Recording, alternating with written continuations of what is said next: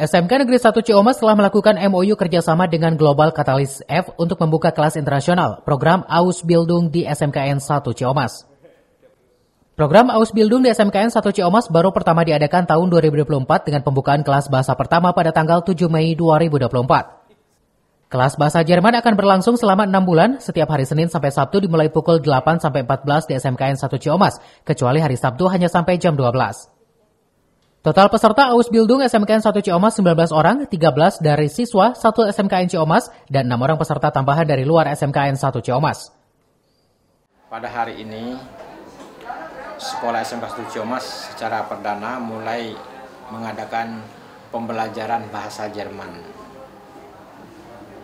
bekerjasama dengan pihak Katalis dalam program Ausbildung.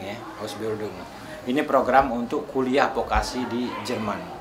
Memang di Jerman kuliah vokasinya gratis. Ini siswa-siswa yang telah terdata dan mulai belajar ini sebanyak 13 orang.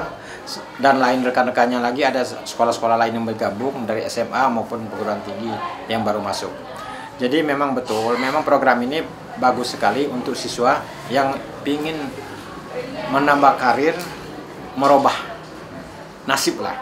Jadi di Jerman itu kuliahnya gratis. Sambil kerja kuliah gratis vokasi, dia dalam proses training itu dia dapat tambahan uang dari sekolah, dari lembaga yang melaksanakan. Jadi untuk biaya hidup, membantu biaya hidup, di samping program untuk kuliahnya tentu tidak membayar. Beda dengan negara-negara lain, kalau di Jerman ini program ini udah lama sebenarnya. Dan siswa yang tertarik kita udah 13 orang. Mudah-mudahan ini bisa lancar. Cuma di sini memang dituntut kompetensinya itu harus benar-benar menguasai Jerman. Kalau tidak bisa lolos, tidak bisa ikut. Jadi setelah mengikuti tes nanti seleksi, habis mengikuti program pembelajaran ini selama kurang lebih 5 bulan, diadakan tes oleh pihak Katalis untuk mereview apakah layak atau tidak. Jadi sekolah tidak bisa campur, hanya memfasilitasi dan memotivasi siswa agar serius dalam mengikuti program ini.